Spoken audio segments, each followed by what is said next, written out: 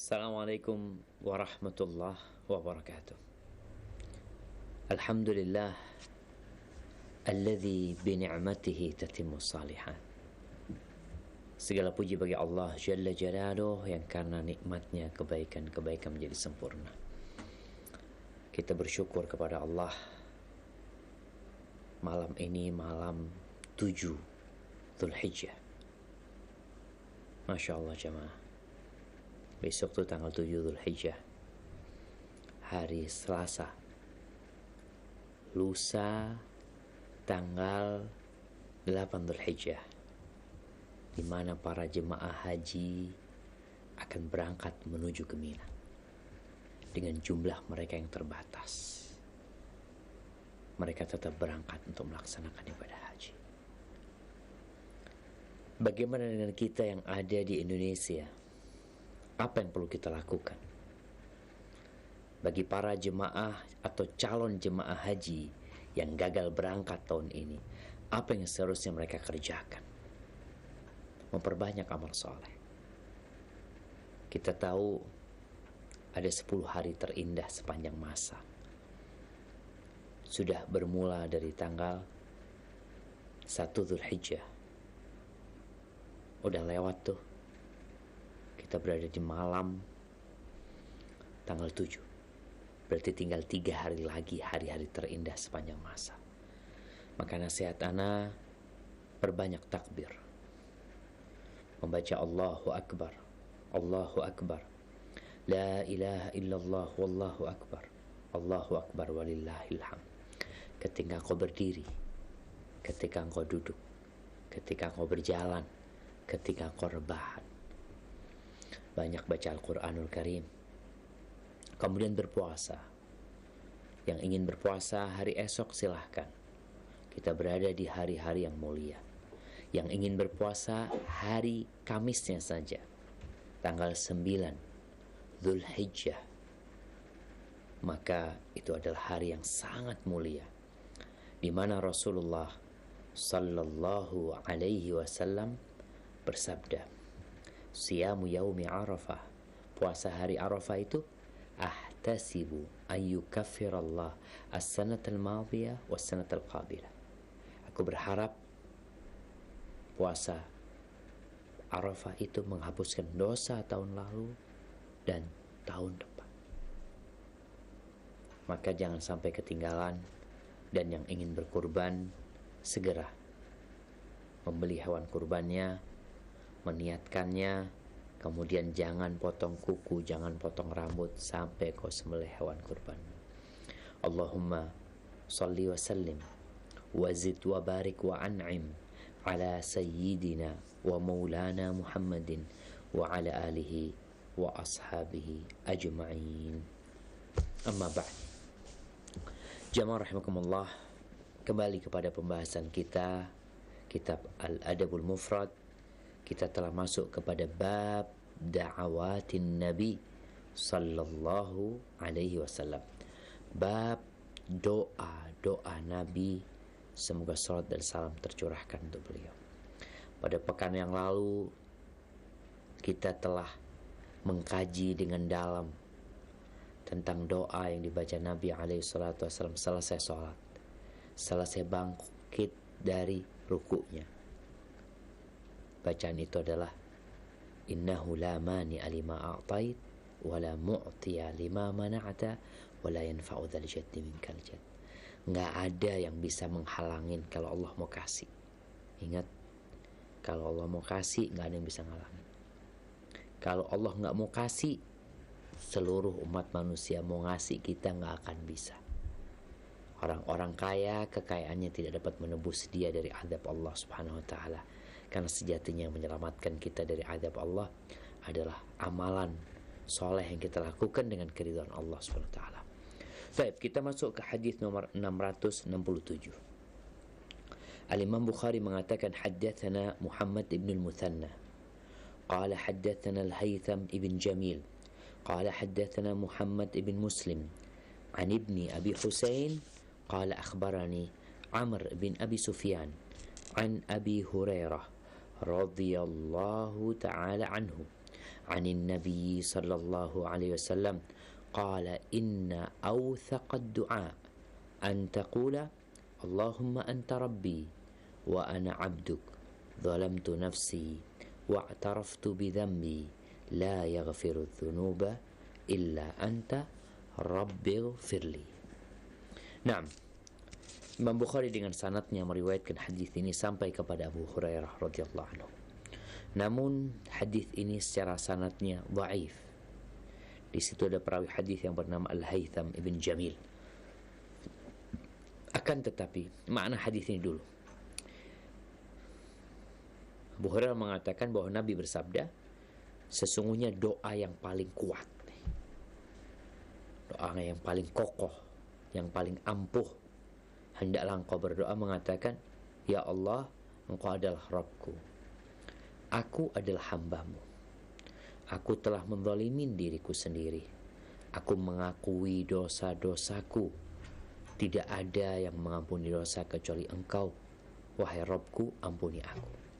Secara makna hadis ini sahih dan sudah pernah kita bahas dalam doa Sayyidul Istighfar, yaitu istighfar yang paling manjur, yang paling utama, di mana seorang hamba mengatakan Allahumma anta rabbi wa ana abduka wa ana ala ahdika wa wa'dika mastata'tu abu'u laka bi ni'matika alayya a'udzu bika min syarri ma sana'tu abu'u laka bi ni'matika alayya wa abu'u bi dhanbi faghfirli fa innahu la yaghfiru dzunuba illa anta. Secara makna mungkin kurang lebih sama, di mana dalam doa ini ada pengakuan bahwa engkau ya Allah adalah penciptaku, engkau yang ngurusin aku, engkau yang memiliki diriku, urusanku semuanya di tanganmu, aku adalah hambamu. Masya Allah nih jamaah, ini doa menjadi ampuh ya, karena di situ ada pengakuan hamba sebagai hamba dan pengakuan dari hamba Allah sebagai pencipta dia. Karena orang ketika tahu dengan posisi dia, anak ketika tahu sama posisi anak, dan anak tahu dengan siapa anak berhadapan, maka biasanya akan tulus ketika memohon dan berdoa. Jadi doa-doa yang diajarkan Nabi SAW itu hendaklah kita fahami maknanya, kemudian kita hayatin dalam pembacaannya. Kenapa? Di antara rahasia doa itu dikabulkan adalah kekuatan dari yang memohon. Dengan penuh keyakinan dia merendahkan diri, mengatakan anta rabbi wa ana abduk, engkau Rabbku, engkau penciptaku, aku hambamu ya Allah. Mau diapain engkau akan bisa melakukan semua itu. Engkau maha kuasa atas segala sesuatu. Setelah itu kita baru minta sama Allah SWT. Oleh karena itu kita lihat ya bagaimana Nabi SAW selesai sholat beristighfar, mohon ampun nama Allah Subhanahu wa ta'ala. Bagaimana Rasul sallallahu alaihi wasallam di akhir hayatnya setelah turunnya firman Allah, "Idza jaa nasrullahi wal fath wa ra'aitan nasa yadkhuluna fi dinillahi afwaja fasabbih bihamdi rabbika wastaghfir innahu kana tawwaba." Setelah turun ayat ini, Nabi kita alaihi salatu wasallam banyak-banyak membaca Rabbil firli subhanakallahumma wa bihamdika Allahumma gfirli, subhanakallahumma wa bihamdika Allahumma gfirli. Maha suci engkau ya Allah, segala puji untukmu, ampuni aku ya Allah. Nih pengakuan dari hamba bahwasanya Allah maha suci, Allah yang terpuji, semua kebaikan datangnya dari Allah SWT, semua keburukan itu dari kita. Lalu kita mengatakan ampuni aku ya Allah. Maka ketika ruku Nabi SAW membaca subhanakallahumma bihamdika Allahumma gfirli. Ketika sujud beliau mengatakan subhanakallahumma bihamdika Allahumma gfirli. Kata Aisyah radhiyallahu ta'ala anha yang meriwayatkan hadis ini, Dia mengatakan kana yatamatsalul Qur'an. Beliau melaksanakan apa yang diperintahkan dalam Al-Qur'anul Karim.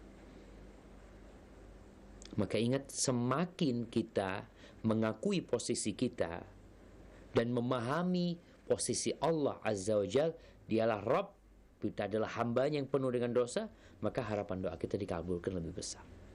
Dan Nabi ngajarin itu kalau berdoa, dengan memanggil nama Allah, Rabbana, itu doanya Nabi Adam. Zalamna anfusana wa illam taghfir lana wa tarhamna lanakunanna minal khasirin. Dipanggil Rabbana, wahai Rabb kami, Engkau yang menciptakan kami, Engkau yang ngurusin kami sejak kami nggak ada, sampai nggak ada lagi, sampai dibangkitkan nanti, semuanya ada di tangan-Mu ya Allah. Engkau Rabb kami ya Allah. Lalu mengakui kondisi kita banyak menzalimin diri kami ya Allah, banyak dosa-dosa yang kita lakukan. Kalau Engkau nggak ngampuni kami, tidak mengasihi kami, niscaya kami jadi orang-orang yang merugi. Jadi hamba memposisikan diri sebagai hamba yang berlumuran dosa, dan dia meletakkan Allah sebagai Rabb pencipta dia. Baik, barakallahu fikum. Kemudian kita masuk ke hadis nomor 668. Al-Imam Bukhari mengatakan haddatsana Yahya ibn Bishr qala haddatsana Abu Qatan an ibni Abi Salamah yakni Abdul Aziz an Qudamah ibn Musa an Abi Saleh an Abi Hurairah radhiyallahu anhu qala kana Rasulullah sallallahu alaihi wasallam yad'u Allahumma aslih li dini alladhi huwa ismatu amri wa aslih li dunyaya allati fiha ma'ashi wa aslih li akhirati wa aslih dunya allati fiha ma'ashi waj'alil mauta rahatan li min kulli su' au kama qal. Baik, di sini Imam Bukhari meriwayatkan hadis dengan sanadnya sampai ke Abu Hurairah radhiyallahu anhu. Abu Hurairah mengatakan di antara doa yang biasa dibaca oleh Nabi alaihi salatu wassalam, beliau membaca doa Allahumma aslih li dini, ya Allah perbaiki bagiku agamaku yang merupakan pegangan urusanku, dan perbaiki bagiku duniaku yang di situ ada kehidupanku, dan jadikan kematian itu rahmat buat aku dari segala keburukan. Baik, di dalam riwayat Imam Muslim dalam kitab sahihnya lebih lengkap lagi lafadznya. Nabi mengatakan Allahumma aslih li dini alladhi huwa ismatu amri wa aslih li dunyaya allati fiha ma'ashi wa aslih li akhirati allati fiha ma'adi waj'alil hayata ziyadatan li fi kulli khair waj'alil mauta rahatan li min kulli syarr. Nabi meminta kepada Allah, ya Allah perbaiki bagiku agamaku. Kenapa jemaah? Di saat manusia banyak menjadikan agama barang yang disepelekan. Bahkan tadi ada yang cerita sama anak bahwasanya di Amerika pernah salah satu perusahaan dari Uni Emirat Arab yang membuka lapangan pekerjaan di sana, sehingga ada formulir yang harus diisi. Ketika disuruh ngisi formulir itu, di situ ada ketentuan agama. Agamanya apa? Orang itu marah. Kenapa engkau harus tanya agamaku apa? Nggak usah lah. Yang penting kan kerjaku, dedikasiku. Kenapa tanya tentang agama? Ingat beberapa waktu yang lalu pernah ada usulan di negeri kita untuk menghilangkan kolom agama di KTP. Ada. Kenapa?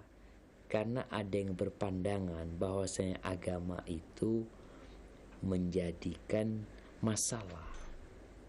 Kalau orang-orang PKI atau orang-orang komunis beranggapan agama itu opium yang merusak, yang membuat orang jadi malas, ya, nggak semangat. Tapi ada lagi orang-orang liberal yang berpandangan agama itu mengkotak-kotakkan orang, membuat kekacauan. Subhanallah. Lalu kenapa Allah turunkan kitab suci, Allah utus nabi, Allah sempurnakan agamanya? Kalau ternyata manusia memandang agama ini merusak, ini sangat bertentangan sekali dengan akal sehat manusia. Padahal berjalannya roda kehidupan dengan baik itu tatkala agama dijalankan.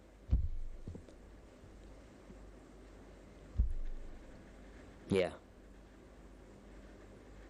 kadangkala jamaah agama itu, ini cerita kawan-kawan di Afrika dulu, anak punya kawan di Afrika, cerita tuh di Afrika sono, biasanya kalau mau pemilu di sana itu yang laris itu guru-guru agama, ustadz-ustadz, kiai-kiai, laris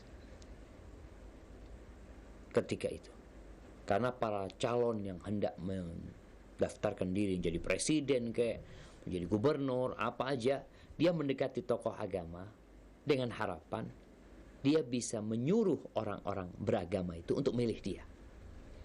Setelah pemilu, ini tokoh agama udah ditendang lagi sama mereka. Itu di Afrika. Ya, nggak di semua Afrika, di beberapa negara mungkin ya. Waktu itu kawan-kawan cerita seperti itu. Artinya, memang ada yang memandang agama ini sebagai alat. Agama ini bukan alat. Agama ini pedoman hidup kita.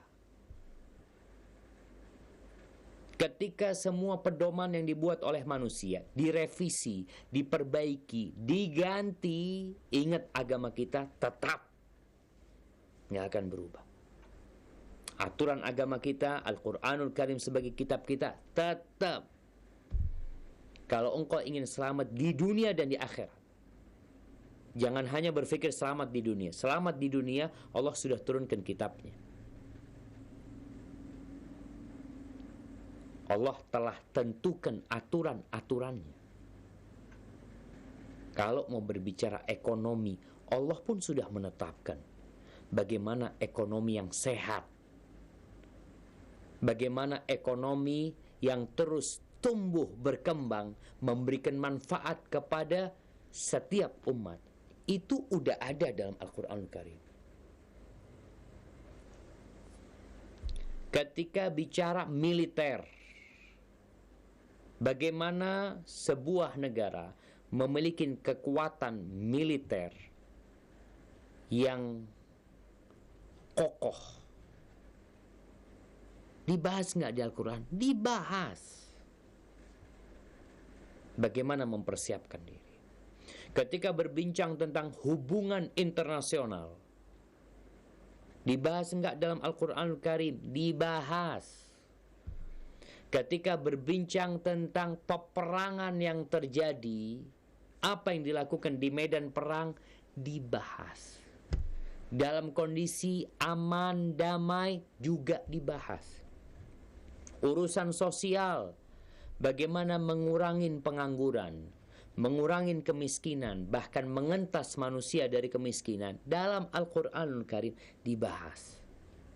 Dan yang terpenting yang dibahas dalam Al-Quranul Karim adalah masalah hubungan hamba dengan penciptanya, yaitu tauhid, tentang keimanan. Itu menjadi fokus pembahasan Al-Quranul Karim. Urusan-urusan dunia yang lainnya itu menjadi pembantu atau pendukung bagaimana tauhid ini bisa berjalan. Jadi kalau ada orang yang berpandangan bahwasanya agama ini sampingan, ketika diperlukan baru dia datang, engkau salah.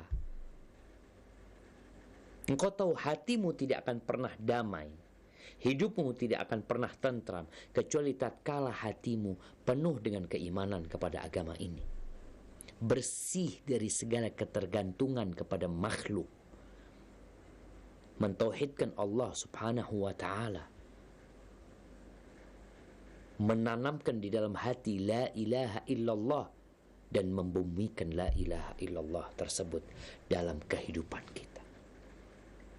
Makanya Nabi berdoa minta sama Allah supaya diperbaiki agama kita. Karena ada orang yang agamanya keropos, beragama, kalau ngelihat KTP-nya Muslim, penampilannya orang Islam sih kalau lihat penampilannya, tapi agamanya seperti kayu yang kelihatan bagus padahal di dalam sudah dimakan rayap. Kalau nggak diperbaikin, dia akan patah, rusak. Maka kita minta sama Allah diperbaikin nih. Mungkin selama kita beragama ada pandangan-pandangan yang salah tentang agama kita, maka cara memperbaikinya dengan belajar ya, mengkaji. Mungkin kita punya pemahaman yang menyimpang dalam beragama. Bahkan ada yang agama sudah campur sama budaya, campur sama tradisi, sehingga orang nggak tahu mana yang agama, mana yang tradisi, mana yang budaya. Sehingga kadangkala ketika dilihat budaya itu berbeda di tempat lain, loh agama kok gonta-ganti gini? Enggak, itu budaya, itu bukan agama. Budaya umpamanya, kalau kita bicara pakaian, pakaian yang penting menutup aurat, sesuai dengan aturan syariat. Kalau bicara di Arab mungkin mereka pakai baju putih, gamis, di sini mungkin pakai sarung, pakai batik. Sama, itu budaya bukan agama itu. Yang agamanya adalah kewajiban menutup aurat itu. Bagaimana menutupnya? Ya ada aturan yang diletakkan di sana. Maka kita minta sama Allah supaya diperbaikin agamanya. Kalau engkau peduli sama agama, doa ini muncul dari hati seorang yang memiliki perhatian besar kepada agamanya. Ketika engkau perhatian sama perusahaanmu, tempat kerjamu, maka engkau akan berdoa minta supaya diperbaikin perusahaan ini, supaya sehat nih. Maka kita minta supaya agama kita sehat, bukan cuma tubuh kita yang sehat, agama kita sehat. Karena itu pegangan hidup kita. Ya, kalau pembunuhan-pembunuhan yang terjadi jamaah, kenapa itu terjadi? Karena keropos agama. Munculnya kelompok-kelompok yang radikal. Kenapa itu terjadi? Karena ada yang salah di agama. Maka selain berusaha menyebarkan kesadaran beragama di dalam masyarakat, beragama yang benar, yang sesuai dengan standar. Jadi kalau bicara agama ada standarnya. Kalau kita bicara perguruan tinggi itu ada standar yang menjadi acuan ya. Agama pun ada standarnya. Standarnya agama apa Ustaz? Menurut saya, pikiran saya, logika saya, tradisi saya bukan. Standarnya agama itu firman Allah, sabda Rasul SAW, dan bagaimana beliau mempraktekkan dalam kehidupan ini. Maka baca doa ini jamaah. Baca. Kalau Nabi ajak baca, masa kita nggak baca? Yang kedua, beliau mengatakan wa aslih li dunyaya allati fiha ma'ashi. Ya Allah, perbaiki buat aku duniaku yang di dalamnya itu penghidupanku. Islam nih agama yang realistis. Tidak menyuruh umatnya untuk meninggalkan dunia. Enggak, dunia gimana mau tinggalin, kita hidup di dunia sekarang. Tidak mengajarkan kepada umatnya kemalasan bekerja. Jadi kalau ada yang berpandangan tadi agama itu opium, karena dia salah memahami agama. Agama apa yang kau pelajarin selama ini? Islam mengajarkan umatnya untuk semangat bekerja. Bahkan Nabi SAW mengatakan, Innallaha yuhibbu idza amila ahadukum amalan ayyutqinahu. Allah itu sangat suka ketika seorang bekerja untuk menyempurnakan pekerjaannya. Jadi dedikasi dalam kerja dalam Islam itu sangat diperhatikan. Bukan asal kerja, asal dapat duit, lah. Sempurnakan pekerjaanmu. Allah suka. Bahkan bagaimana Nabi menjelaskan bahwasanya nggak ada pekerjaan atau makanan yang lebih bagus yang dimakan oleh seseorang lebih dari hasil kerjanya sendiri. Bukan minta-minta sama orang, kerja sendiri. Keterampilan. Jadi ini arahan agar umat Islam itu terampil. Tidak hanya jadi pegawai. Enggak. Buka lapangan pekerjaan sendiri. Wa bai'un mabrur, usaha dagang. Jadi di satu sisi diarahkan umat ini untuk punya keterampilan, untuk bisa memberikan sesuatu yang bermanfaat buat umat, membuka lapangan pekerjaan. Di sisi lain diperintahkan juga untuk berniaga, berusaha. Islam kayak gitu tuh. Makanya kalau kita lihat bagaimana Rasulullah SAW bekerja, bagaimana Abu Bakar bekerja, Umar bekerja, Utsman bekerja, Ali bekerja. Mereka orang-orang yang melihat kepada dunia ini sebagai sebuah sarana untuk menuju ke akhirat. Dan ada banyak hal-hal yang perlu dicapai di dunia ini untuk mencapai sesuatu di akhirat. Bicara nafkah, ingat para suami, di dalam agama kita, laki-laki itu punya kewajiban memberikan nafkah kepada istrinya. Bahkan Allah mengangkat derajat laki-laki, salah satu sebabnya karena dia memberikan nafkah kepada istrinya. Jadi laki-laki ini dimotivasi untuk cari duit, untuk memberikan biaya hidup kepada keluarganya, bukan malas. Nabi SAW tiap pagi berlindung dari kemalasan. Allahumma inni a'udzubika minal kasal. Ya Allah, aku berlindung kepadamu dari kemalasan. Tapi diperbaikinya dunia kita, ya kita minta. Mamanya kita punya usaha dagang, ya gimana dagang ini jadi laris, ya. Kadangkala kita, ya udah baiklah dalam usaha kita, tapi ilmunya kurang, makanya perlu perbaikan. Adanya pendampingan, adanya pengawasan. Ini nasihat buat kawan-kawan juga yang berusaha, ya, yang minta dunia ini diperbaikin. Kadang-kadang dia baru hijrah, mungkin penghasilannya sedikit, ya, usahanya gagal. Anda melihat, baru aja Anda ketemu kawan juga dia gagal katanya usaha dia.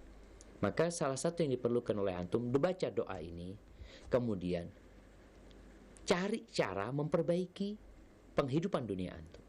Kalau antum mau usaha, harus ada ilmunya. Jangan sekedar ikut-ikutan. Banyak masyarakat itu, kalau fulan umpamanya jualan cendol, semuanya pada jualan. Tahu-tahu habis lagi. Yang perlu kau lakukan adalah mencari ilmunya. Karena kalau perlu mentor yang membimbing, yang mengontrol, yang memberikan arahan, ya kita lakukan. Sahabat-sahabat Nabi itu Masya Allah, ada yang memang spesialisasinya dia keterampilan, dia bikin baju besi, dia bikin pedang, ya udah di sana dia kerjaannya. Ada yang lainnya di bangunan, ya di bangunan. Ada yang memang dagang, ada yang jadi pekerja, pegawai, ya udah jalanin. Tapi yang jelas kita minta supaya diperbaiki. Dan ini juga kalau kita ngelihat, ya, makna hadis ini, kita nggak boleh setak di satu titik, jamaah. Ya udahlah kayak gini duniaku, yang kau lebih baik lah. Kalau penghasilanmu sekarang umpamanya, penghasilanku sekarang Ustaz alhamdulillah sebulan 10 juta. Cukup. Tapi kalau engkau bicara buat dakwah, nggak cukup duitmu. Bangun sekolah itu butuh ratusan juta, miliaran. Engkau bisa bantu? Nggak bisa. Maka engkau minta sama Allah. Gimana? Aku sekarang mau usaha, aku mau buka pekerjaan, aku mau buka lagi usaha di tempat itu. Dan doa minta sama Allah, supaya jangan sampai usahanya itu melalaikan dia dari mengingat Allah SWT. Bahkan usahanya itu jadi sarana mengingat Allah. Ini usaha memang hasilnya insya Allah buat dakwah. Maka ingat, muslim, perbaikin kehidupan duniamu. Bagaimana kita doa, kita minta sama Allah supaya diperbaikin kehidupan dunia ini. Usaha-usaha kita, pekerjaan-pekerjaan kita. Ya, Kemudian kalau bicara dunia kita, tubuh kita juga ya, kita minta, karena dengan tubuh ini kita menjalani kehidupan. Orang yang sakit fisiknya, ya mau nggak mau dia banyak hal yang tidak bisa dia kerjakan. Tapi kalau dikasih sehat, kasih sehat, agamanya baik, Masya Allah manfaat tuh dia. Tapi yang ketiga yang diminta, wa aslih li akhirati. Ini yang diriwayat Imam Muslim ya. Kalau yang diriwayat Imam Bukhari di Adabul Mufrad ini hanya sampai duniaku. Diriwayat Imam Muslim, Nabi mengatakan aslih li akhirati, perbaiki akhiratku, allati fiha ma'adi. Indahkan akhiratku ya Allah. Di situ tempat kembali kita. Jadi kita minta agama sebagai pedoman hidup kita. Dunia ini diperbaikin, dijaga, diindahkan, karena ini sarana kita menuju akhirat, dan kita minta akhirat kita ini untuk diperbaiki. Kalau bicara memperbaiki akhirat, yang pertama visi misi kita diperbaiki adalah untuk akhirat. Amalan-amalan kita di akhirat itu ada surga Allah, ada kamar-kamarnya, ada pohon-pohonnya di sana. Gimana kita punya itu? Gimana akhirat kita terjaga, nggak terganggu sama dunia? Karena kadang-kala sebagian orang itu ketika dia sibuk sama urusan dunianya, kehidupan dia mengatakan saya punya tanggungan ini, tanggungan ini, tanggungan itu. Nah, kau punya kewajiban, silahkan kerjakan. Tapi jangan sampai merusak akhiratmu. Berapa banyak orang yang demi dunia dia jual akhiratnya, nggak urusan sama akhirat dia. Padahal kita hidup nggak lama di dunia. Dan berkaitan dengan akhirat ini jamaah, jadikan ambisi kita adalah akhirat. Jadi kalau bicara musibah, orang kalau kena musibah di badannya, ya sakit dia. Mungkin aktivitas dunianya nggak bisa dia kerjakan. Tapi kalau kena musibah di agamanya, akhirnya akhirat dia yang rusak nanti.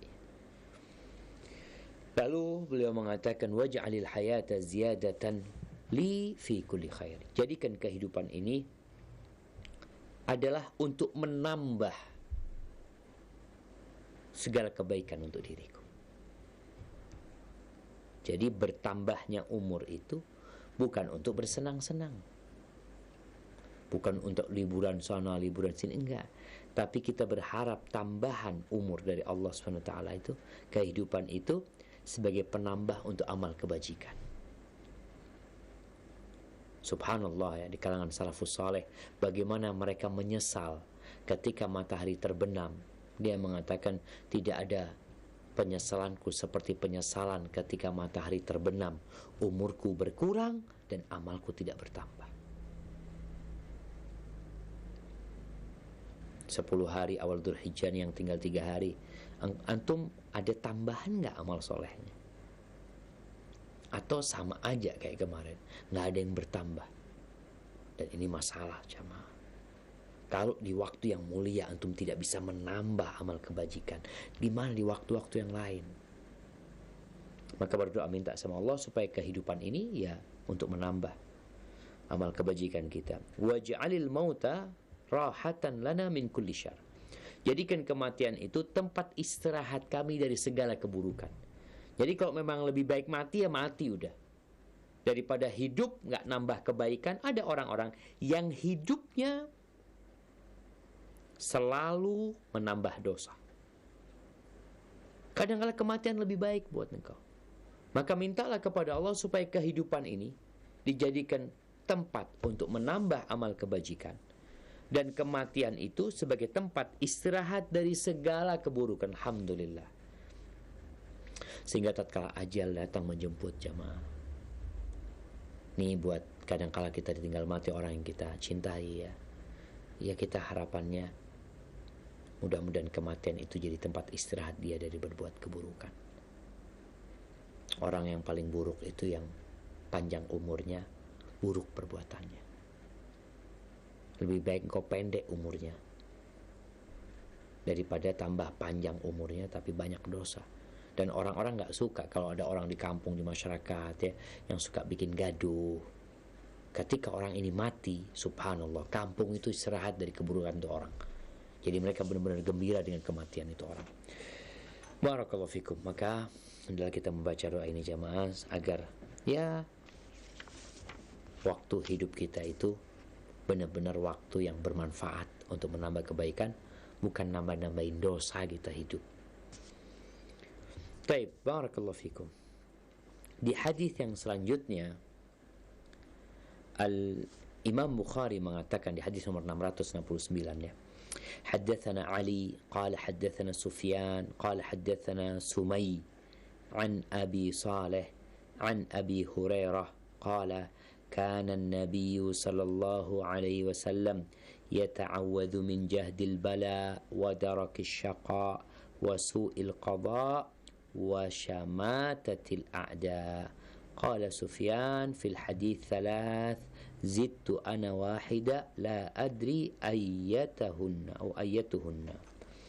Baik, ini Imam Bukhari meriwayatkan doa Nabi lagi dari Abu Hurairah radhiyallahu anhu. Disebutkan bahwa Nabi alaihi salatu wassalam, beliau biasa meminta perlindungan kepada Allah. Subhanallah jemaah. Ini Nabi minta perlindungan. Kalau sekelas Nabi minta perlindungan kepada Allah SWT, itulah orang semakin tahu dengan posisi dirinya, semakin sadar dengan kondisi dirinya, dan dia memahami kebesaran Allah SWT, maka dia minta perlindungan sama Allah SWT. Dari apa beliau minta perlindungan? Disebutkan di sini, Nabi SAW minta perlindungan dari 4 perkara disebutkan. Yang pertama, min jahdil bala, dari kerasnya musibah.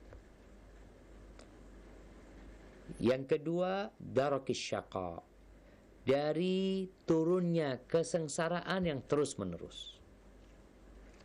Yang ketiga, min su'il qada, dari buruknya qada, ketentuan Allah. Dan yang keempat, wa syamatatil a'da, yang keempat adalah dari senangnya musuh atas musibah yang menimpa kita. Orang kan kalau kita kena musibah suka banget. Di hadis ini disebutkan, Sufyan mengatakan di hadis itu 3, yang Sufyan hafal 3 perkara, dan aku menambahkan 1. Dalam doa itu dia menambahkan 1, aku lupa yang mana. Jadi sebenarnya meminta perlindungan dari 4 hal ini disebutkan Nabi SAW dalam hadis yang lainnya. Namun Sufyan, karena begitu hati-hatinya dia menyampaikan hadis, yang sampai kepada dia dari riwayat ini 3, 1 dia tambahin. Ada riwayat lain ya. Riwayat lain itu di dalam Sahih, diriwayatkan oleh Imam Bukhari dalam kitab Al-Qadar, bab man ta'awwada min darakil bala ya, di mana Nabi SAW mengatakan ta'awwadhu, ini lafadznya perintah. Ini diriwayat Sahih Bukhari dan Muslim, kalian berlindunglah kepada Allah min jahdil bala wa darakis syaqa wa su'il qada wa syamatatil a'da. Jadi ada perintah Nabi SAW agar kalian meminta perlindungan kepada Allah Subhanahu wa taala dari 4 perkara ini. Jadi yang tambahan dari Sufyan itu, Sufyan ini guru-gurunya Imam Bukhari rahimahullahu taala, sebenarnya disebutkan dalam hadis lainnya. Baik, kita akan membahas nih tentang 4 perkara yang begitu indahnya ya, tatkala kita diselamatkan oleh Allah dari 4 perkara ini. Nabi SAW sering membaca doa ini dan memerintahkan kita untuk membaca doa ini, karena perjalanan hidup kita itu penuh dengan rintangan dan tantangan. 4 perkara yang disebutkan ini adalah salah satu rintangan kita. Yang pertama berkaitan dengan jahdil bala atau juhdil bala, kerasnya musibah yang menimpa. Kita minta perlindungan sama Allah, baik musibah itu di diri kita, di tubuh kita, seperti penyakit-penyakit, atau bala itu di jiwa kita, Karena kadangkala musibah itu menimpa fisik, tapi ada bala yang menimpa jiwa. Seperti tatkala kita dibully sama orang, ya, dicaci maki sama orang, ya, difitnah sama orang. Jadi memang doa ini minta supaya kita tidak terkena bala yang keras, yang kita nggak mampu untuk menghadapinya. Ya namanya hamba minta sama Allah Subhanahu wa taala. Dan bicara bala itu nggak diundang. Kadangkala datang menimpa keluarga kita, menimpa anak-anak kita, menimpa usaha kita. Maka minta sama Allah, Allahumma inni a'udzubika min jahdil bala. Udah umum, udah bala apa aja, mau wabah COVID-19, mau TBC, mau penyakit apa, ya Allah mudah-mudahan diselamatkan sama Allah. Kita berlindung kepada Allah SWT. Kenapa? Karena Allah kalau mau kasih sama kita, Allah tinggal ngelindungin kita.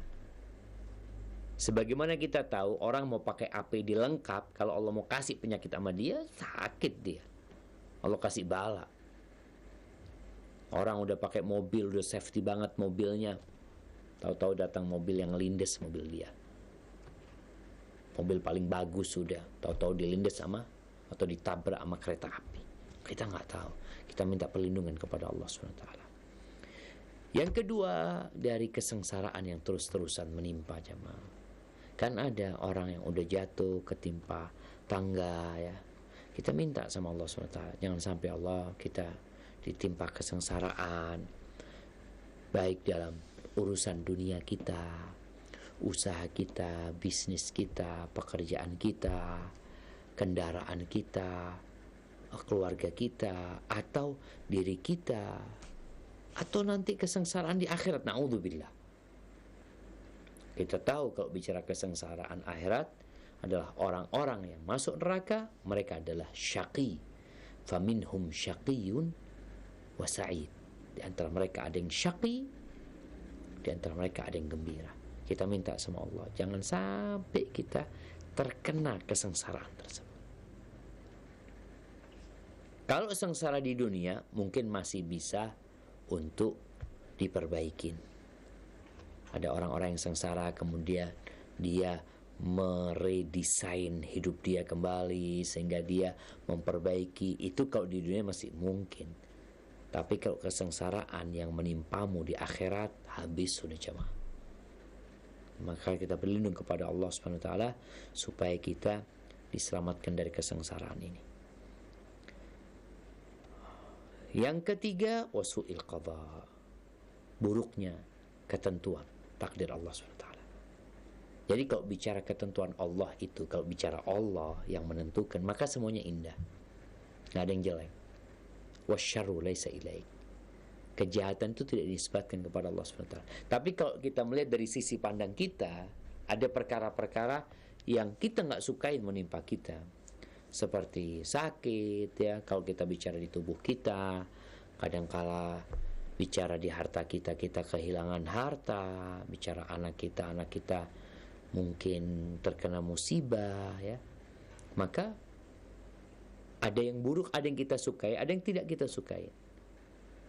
Tapi tatkala kita meminta kepada Allah perlindungan dari takdir buruk ini, ya maksudnya sesuatu yang tidak kita sukai menimpa kita. Ini tidak bertentangan bahwasanya kita harus ridha dengan takdir Allah Subhanahu wa taala. Ketika datang takdir Allah, ketentuan Allah Subhanahu wa taala, maka tugas kita adalah bersabar, menerima kondisi tersebut, dan kalau bisa bersyukur. Karena kalau kita memandang lewat kacamata yang lain atau dari sisi yang lain, pasti ada hikmahnya. Sampai-sampai kita tahu Allah mengatakan wa asa an takrahu syai'an wa huwa khairul lakum. Kutiba alaikumul qital wa huwa kurhul lakum fa asa an takrahu syai'an wa huwa khairul lakum wa asa an tuhibbu syai'an wa huwa syarrul lakum wallahu ya'lamu antum la ta'lamun. Di sini kondisi kalau bicara ketentuan Allah SWT. Bisa jadi yang kita benci itu baik buat kita. Maka tatkala ada takdir Allah yang terjadi, yang menurut kita jelek, yang menurut kita buruk, yang kita tidak menyukainya, maka kita berpandangan positif, positive thinking kata orang. Ada hikmahnya insya Allah. Di balik itu ada hikmahnya. Kayak teman-teman yang di PHK umpamanya. Gimana Ustaz? Teman-teman yang gara-gara COVID-19 mungkin usahanya jadi bangkrut. Ada hikmahnya. Lihat dari sisi yang lainnya. Dan bisa jadi yang kita sukain itu buruk buat kita. Wallahu ya'lam wa antum la ta'lamun. Allah tahu, kita nggak tahu. Jadi posisinya kita itu melihat sesuatu buruk itu karena kita nggak tahu. Kita nggak menyukai sesuatu, padahal itu sebenarnya baik buat kita loh. Karena kita nggak tahu. Siapa yang tahu? Allah SWT. Tapi sebagai seorang hamba kita berlindung kepada Allah SWT dari ketentuan Allah yang buruk. Kita minta ditakdirkan kebaikan buat kita. Kemudian yang keempat berkaitan dengan syamatatil a'da, yaitu gembiranya musuh. Ada nggak suka sama ana? Ana tahu kita pun punya orang-orang yang mungkin ya pura-pura tersenyum sama kita padahal dia benci sama kita. Dia memusuhin kita. Dia tuh menanti-nanti kapan fulan kena musibah ya.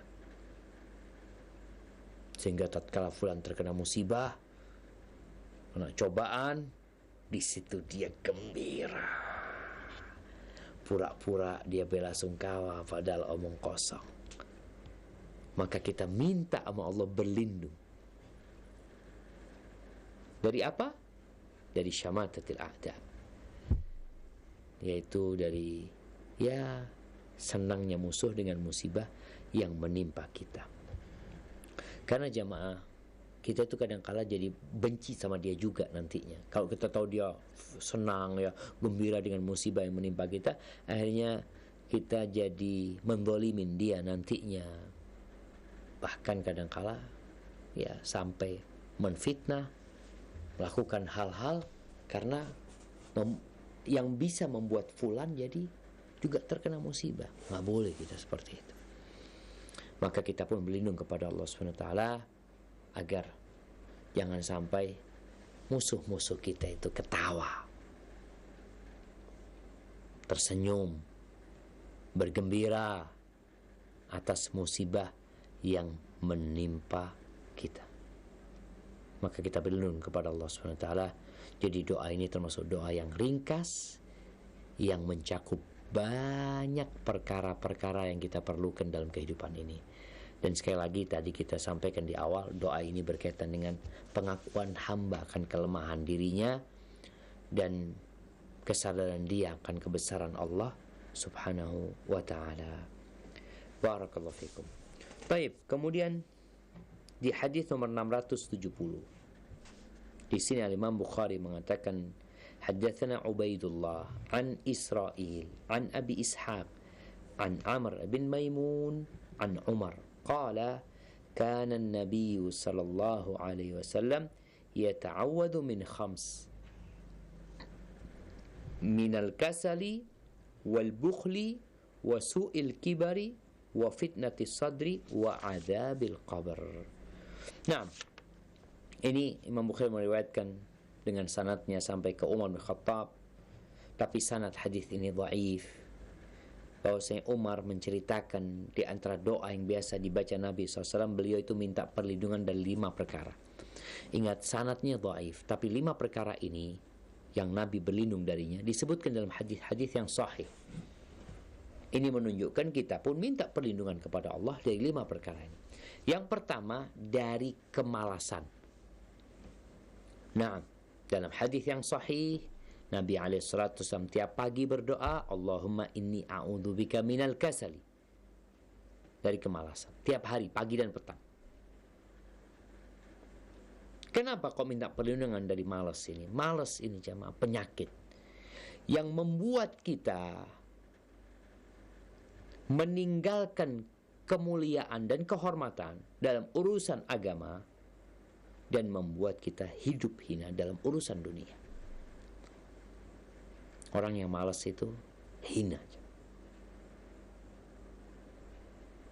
mengantarkan dia minta-minta, ngerepotin orang, maunya menikmatin hasil kerja orang lain.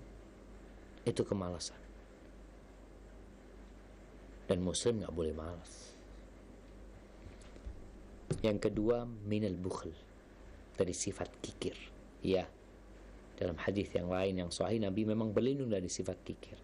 Bahkan Rasul SAW mengatakan, la yajtami'u imanun wa syuhun fi jawfil abd. Iman itu gak berkumpul dengan kekikiran, dengan bakhil ini di hati seorang hamba. Dan sifat bakhil ini termasuk salah satu akar dari karakter buruk bakhil. Maka beliau berlindung. Wasu'il kibar, ini masa tua yang buruk. Nah, dalam hadis sahih Nabi SAW berdoa, Allahumma inni a'udzubika an uradda ila ardhalil umur. Ya Allah, aku berlindung kepadamu jangan dibalikkan kepada umur yang rendah, di mana orang sudah pikun, di mana orang tubuhnya udah lemah, sehingga dia banyak aktivitas yang perlu bantuan orang lain. Kadang-kala dia merepotkan orang lain. Nabi minta kita berlindung kepada Allah, jangan sampai kita tua renta, berpenyakitan, kemudian ngerepotin orang. Nabi berlindung dari yang seperti itu, dan kita pun berlindung. Wa fitnatis sadr, dan berlindung dari fitnah dada. Ada apa dalam dada kita ini? Ada banyak penyakit dalam hati kita. Ada hasad, ada iri, ada dengki, ada akidah-akidah, keyakinan-keyakinan yang batil, atau fitnah, kesombongan yang membuat kita tidak menerima kebenaran. Kemudian yang kelima dari azab kubur. Jadi jamaah, bicara doa ini minta perlindungan kepada Allah SWT, nggak harus bahasa Arab. Cuma harapannya antum tahu apa sih yang diminta sama Nabi SAW, sehingga doa antum nggak kemana-mana. Ini loh yang kita perlukan dalam kehidupan ini. Ini loh doa yang pendek, antum ulang-ulangin tuh doa. Insya Allah maknanya mencakup segala yang antum perlukan dalam kehidupan ini. Hadza wallahu a'lam bishawab. Itu mungkin yang bisa kita kaji pada kesempatan kali ini. Insya Allah di pekan yang akan datang kita akan lebih menjelaskan tentang doa Nabi SAW yang sahih, yang berkaitan dengan minta perlindungan dari kemalasan, dari ketidakmampuan, dari sifat pengecut, dari masa tua, dan dari fitnah kehidupan dan kematian, dan dari azab kubur. Barakallahu fikum. Mungkin kita masuk ke sesi tanya jawab. Ana persilahkan buat teman di studio Raja Pusat. Tafadhol. Jazakallahu khairan kami sampaikan kepada Ustaz Dr. Syafiq bin Riza Basalamah MA Hafizahullah Ta'ala yang telah memberikan nasihatnya kepada kita dalam pembahasan kitab Al-Adabul Mufrad karya Al-Imam Al-Bukhari rahimahullahu ta'ala. Dan kami undang Anda para pemirsa Roja TV dan pendengar Radio Roja dimanapun Anda berada, untuk memasuki sesi tanya jawab. Anda dapat melayangkan pertanyaan Anda melalui pesan singkat di nomor 081 989 6543 atau di nomor telepon kami di 021 823 6543. Dan insya Allah kita akan angkat pertanyaan Anda. Pertama, kita akan angkat pertanyaan terlebih dahulu melalui pesan singkat. Baik Ustadz, sudah masuk pertanyaan diantaranya dari Bapak Wahyu di Malang. Ingin bertanya Ustadz, bila was-was itu selalu datang setiap hari, was-was tentang naudzubillah keluar dari iman, atau was-was selalu membayangkan wajah Allah, bagaimana dan amalan apa yang harus dilakukan? Saya lelah Ustadz terkena was-was seperti ini. Mohon penjelasannya Ustadz.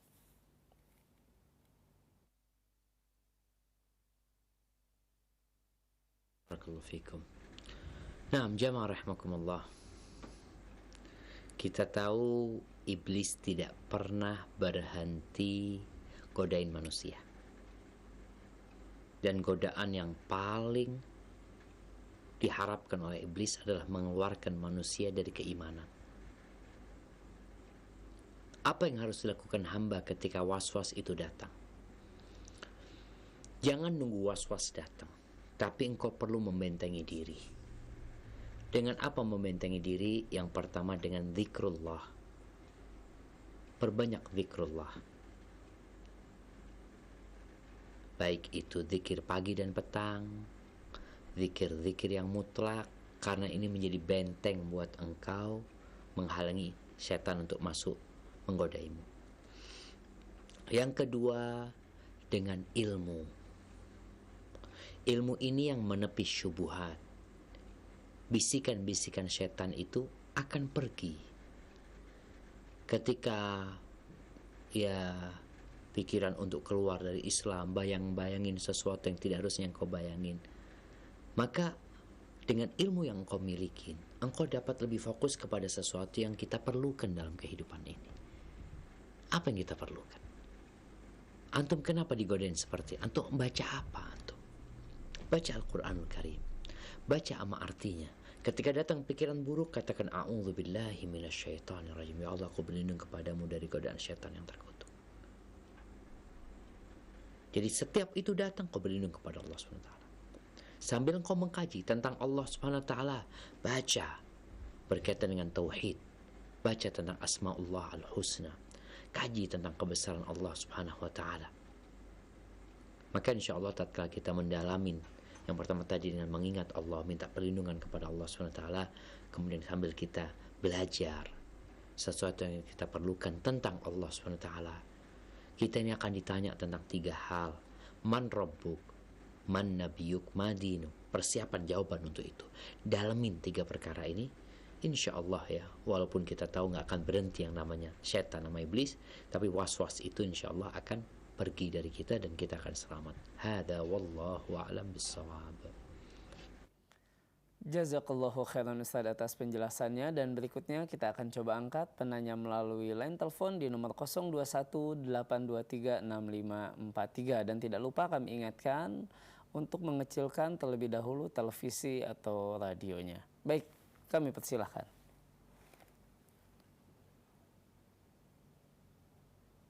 Iya, silakan. Sekali lagi bagi Anda para pemirsa Roja TV dan pendengar Radio Roja, Anda dapat melayangkan pertanyaan baik melalui pesan singkat di nomor 081 989 6543 atau secara langsung di nomor 021 823 6543. Dan bagi Anda yang menelpon secara langsung, kami mohon untuk mengecilkan terlebih dahulu televisi atau radionya. Baik, kami persilahkan bagi Anda para penelpon untuk masuk ke nomor 021 823 6543. Kami persilahkan.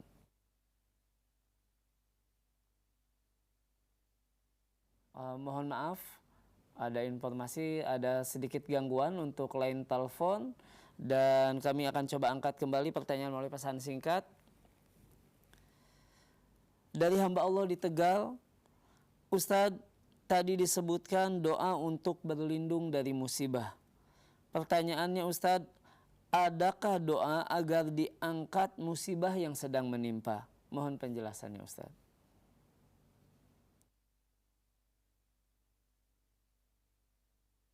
Barakallahu fikum. Naam jamaah. Ya, ini menarik sekali. Artinya kita berlindung agar terhindar dari musibah. Bagaimana tatkala kita sedang dalam musibah tersebut? Ya kita minta sama Allah SWT agar diangkat itu musibah, penyakit itu diangkat. Jadi ingat ketika ada seorang sahabat Nabi radhiyallahu taala anhu ya, yang dikunjungi Nabi dalam kondisi dia sakit parah dia,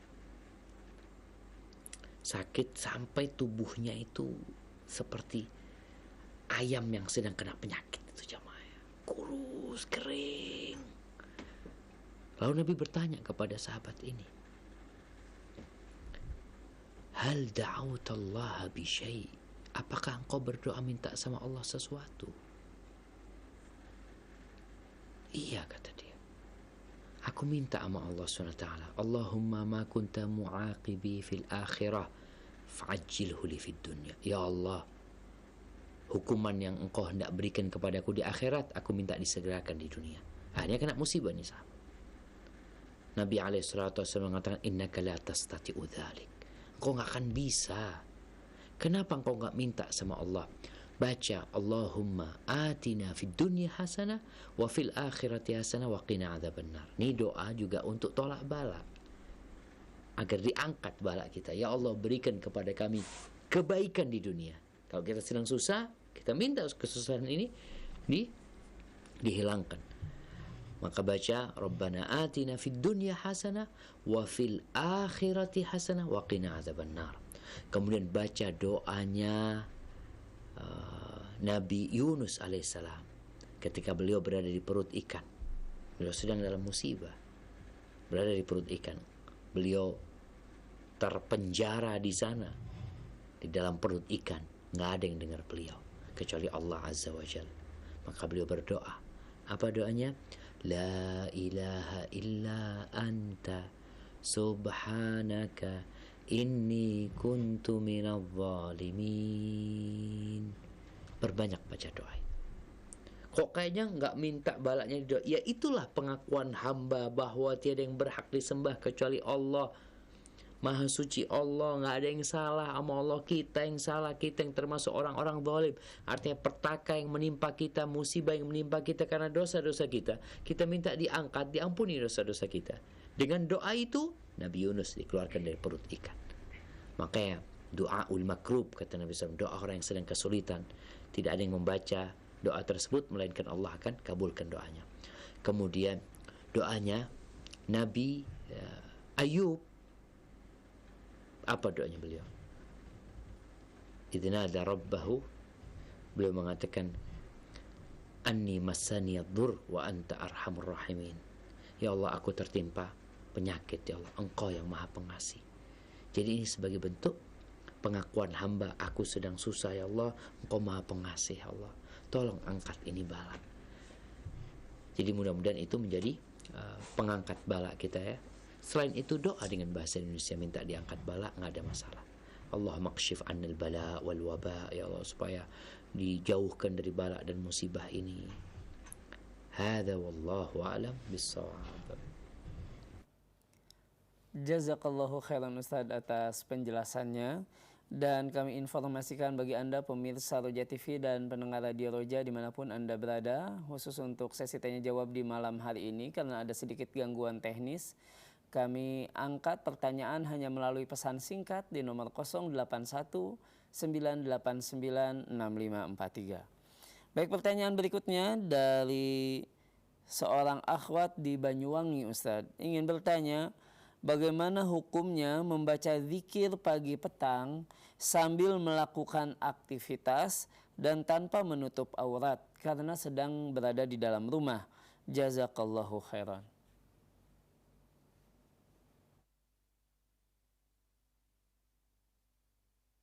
Barakallahu fiik.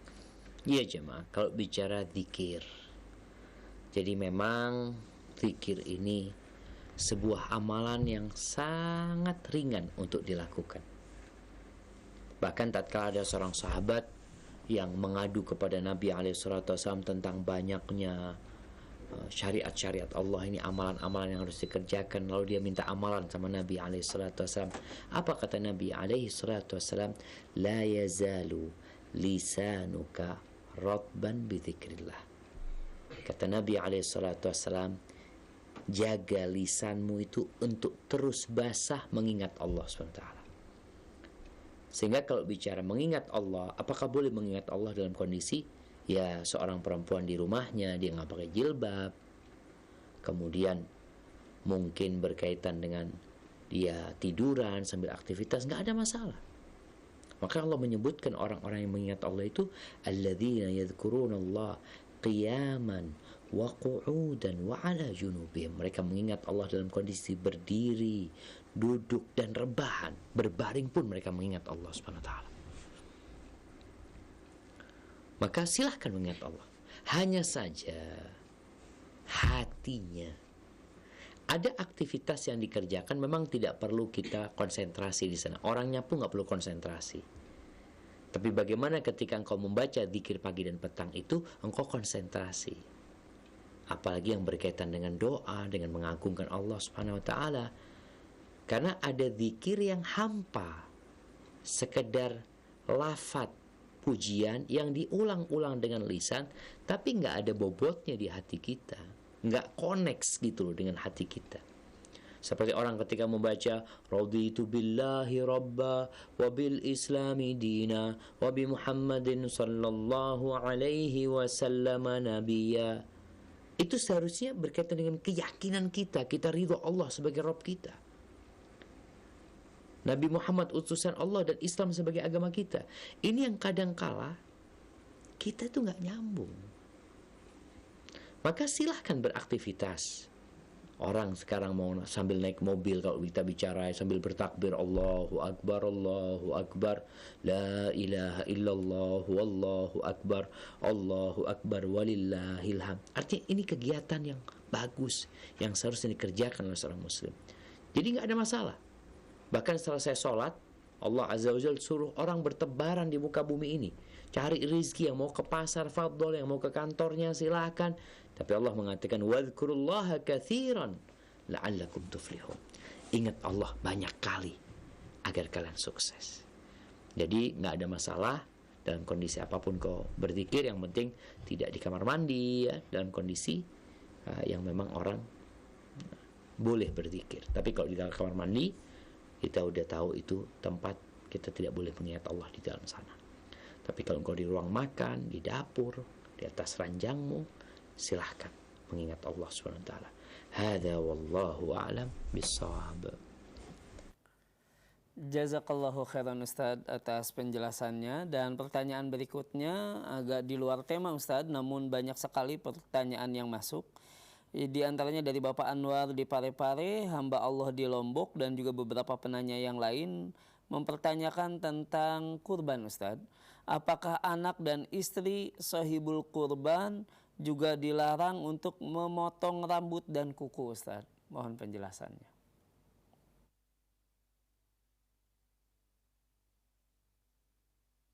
Barakallahu fikum.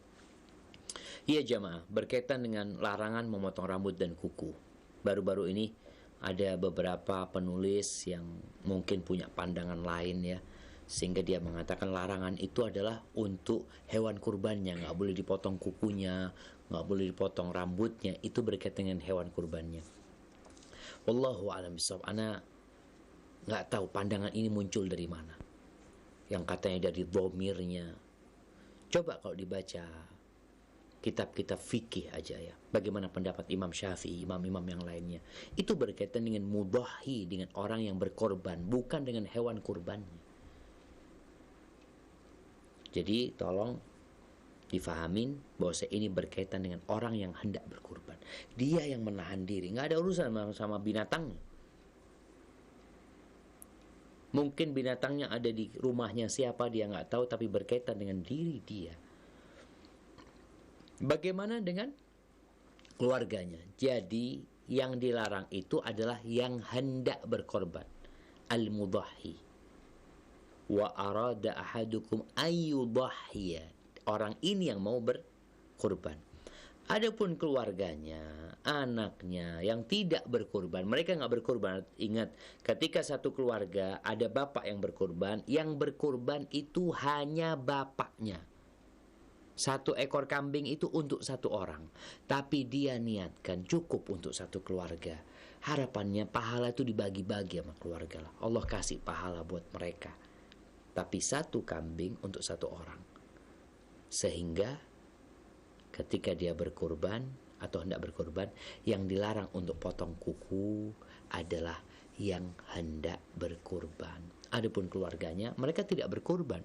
Kalau ditanya, ibu kurban? Enggak, saya enggak berkorban. Anaknya saya berkorban? Enggak berkorban. Siapa yang korban? Bapak yang berkorban. Maka yang dilarang adalah bapaknya. Hadza wallahu a'lam bissawab. Nah, Jazakallahu khairan Ustaz atas penjelasannya, dan masih pertanyaan seputar 10 hari di bulan Dzulhijjah ini Ustaz. Pertanyaan dari hamba Allah, bertanya tentang niat puasa rangkap 3 Ustaz, yakni puasa di hari Arafah, bertepatan juga dengan hari Kamis, dan juga bertepatan dengan kebiasaan puasa Daud Ustaz. Mohon penjelasannya Ustaz.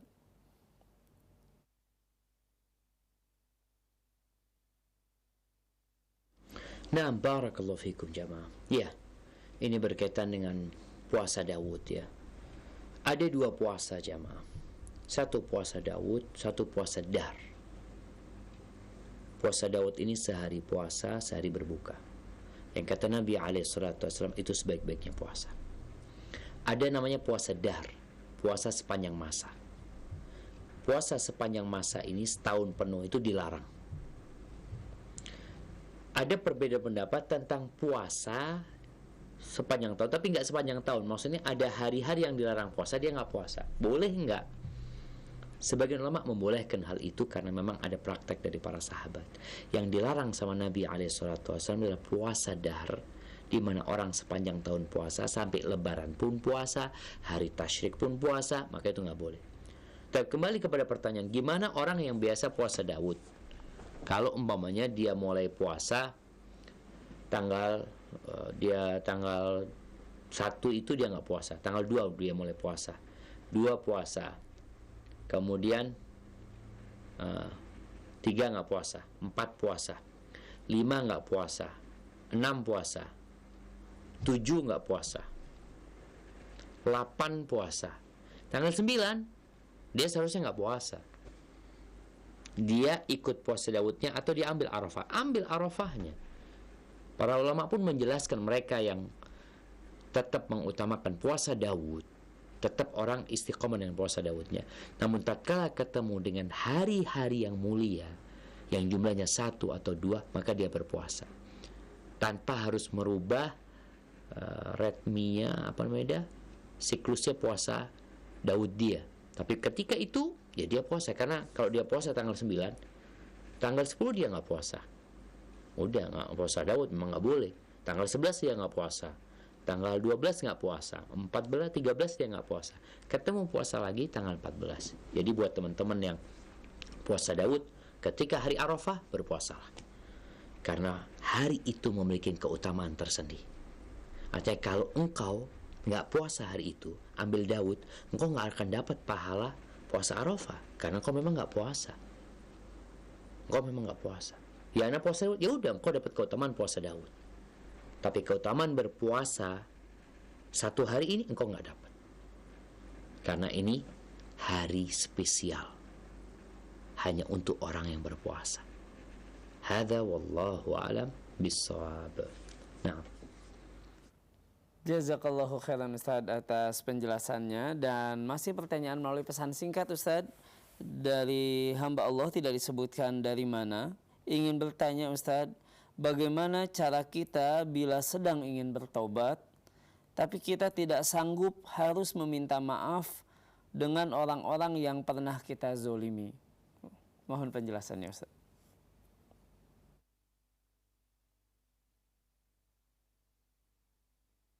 Barakallahu fikum. Ya, kalau bicara antum nggak sanggup minta maaf, apa masalahnya? Padahal kita tahu ini kesalahan sama orang.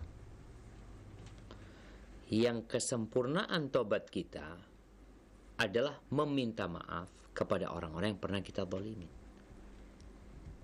Kalau posisinya seperti ini, Ustaz, kalau ana minta maaf akan terjadi keributan.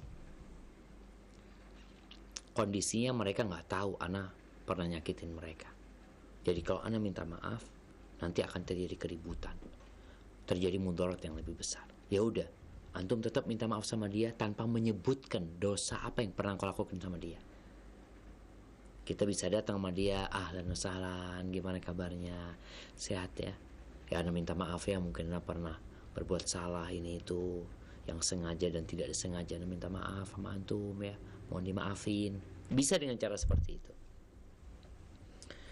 Tapi kalau kondisinya enggak Ustaz, masalahnya ana malu. Wah, antum kalau bicara malu, dia nanti akan nuntut pada hari kiamat. akan ada persidangan antara antum sama dia. Akan datang orang-orang yang pernah antum zalimin. Maka Nabi SAW menyuruh para sahabat, falyatahallalhu al-yawm, hari ini minta dihalalkan. Maka harus kita melakukan itu. Kecuali dari kondisi akan menimbulkan keributan yang besar, mudarat yang lebih besar. Seperti orang yang pernah kita ghibain. Orang itu nggak tahu kita pernah ngomongin dia ya. Kalau kita datang sampaikan kepada dia, afwan, ana pernah ghibain antum, akhirnya dia jadi musuhan sama kita, nggak mau bertegur sama-sama kita, jangan. Maka buat orang-orang yang memang kita nggak bisa minta maaf disebabkan akan menimbulkan masalah yang besar nantinya, antum banyak-banyak doain itu orang. Kalau berkaitan dengan masalah uang ya, antum kirim aja uang itu ke dia. Yang penting bagaimana uang yang pernah antum balik itu balik lagi ke dia dengan cara apapun. Tanpa harus dia tahu, kalau dia tahu nanti akan membuat keributan. Dan jamaah, kadangkala orang-orang yang kita sakitin tidak memaafkan kita. Iya, itu hak dia. Dia akan nuntut kita di hadapan Allah SWT. Maka persiapkan banyak amal soleh, dan salah satunya engkau mau perbanyak doa kebaikan buat orang-orang yang pernah antum zalimi. Hadza wallahu alam bissawab. Jazakallahu khairan Ustaz atas penjelasannya. Dan pertanyaan kita di kesempatan malam hari ini, penutup untuk pertemuan kita di malam hari ini Ustaz. Pertanyaan dari seorang akhwat di Makassar ingin bertanya Ustaz, bagaimana hukumnya membaca zikir pagi dan petang yang hanya baca sekali-sekali saja, tapi di dalam buku diminta dibaca 3, 4 atau 7 kali, bahkan sampai 100 kali. Jazakallahu khairan Ustaz.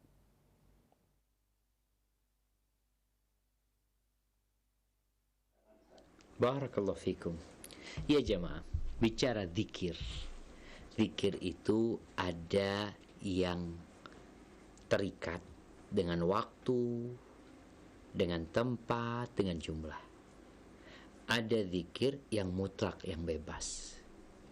Bagaimana kondisi orang yang umpamanya diperintahkan baca 3 kali.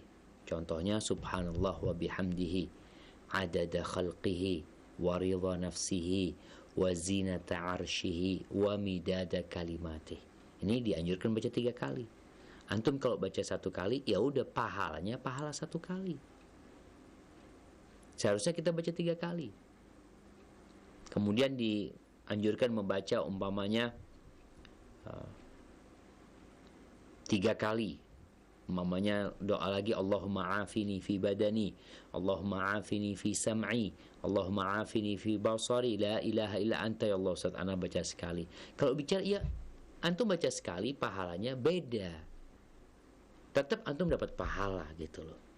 Karena kadang-kala orang malas dibaca sekali, yang penting doanya minta semuanya lah. Namun keutamaan dari membaca zikir tersebut tidak antum dapatkan secara sempurna dari yang dijanjikan oleh Nabi alaihi salatu wassalam. Baca hasbi Allahu la ilaha illahu alaihi tawakkaltu wa rabbul arsyil azim yang dianjurkan 7 kali ya. Walaupun hadisnya diperselisihkan tentang doa ini, ketika antum baca sekali lagi tetap antum akan mendapatkan pahala. Maka buat teman-teman yang mungkin dalam kondisi malas ya, paling nggak dibaca sekali kalau dalam kondisi malas, tapi berusahalah jemaah untuk sesuai dengan yang dianjurkan Nabi alaihi salatu wassalam, sehingga kita dapat pahala dari yang dijanjikan. Lalu kondisinya kadangkala kita baca sekarang sekali, mau pagi tuh doa pagi Nabi subuh baca sekali loh Ustaz. Soalnya waktunya mepet ya. Nanti antum mau baca setelah waktu duha, lanjutkan, nggak apa-apa, lanjutkan. Jadi tetap kita baca 3 kali yang seharusnya 3 kali. Yang 100 kali kita baca 100 kali. Nggak mampu ada yang 10 kali, ya udah paling nggak sekali antum baca. Namun tetap kita berusaha untuk yang maksimal. Kita tuh kalau dalam urusan dunia ingin dapat yang paling bagus ya. Tapi urusan akhirat kadang-kala kita lebih sering minimalis ya. Adulah yang penting baca, bukan yang penting baca. Bacalah dengan hati dan yang sempurna. Hadza wallahu a'lam bishawab. Itu yang bisa Anda sampaikan pada kesempatan kali ini. Jamaah mengingatkan kembali, kita malam tanggal 7 Zulhijjah ini masih di malam-malam terindah yang Allah bersumpah mengatakan walayalin asyr. Hidupkan malam dengan ibadah, dengan berzikir, sahur, waktu sahur istighfar, minta ampun sama Allah SWT. Paginya bacakan zikir pagi, kemudian juga sholat duha, sholat qobliyah, ba'diyah, jaga untuk sisa hari ini jamaah. Taqabbalallahu minna wa minkum. Semoga Allah menerima dari kami dan dari antum semuanya. Sampai berjumpa kembali, semoga senantiasa dalam lindungan ilahi. Wassalamualaikum warahmatullahi wabarakatuh.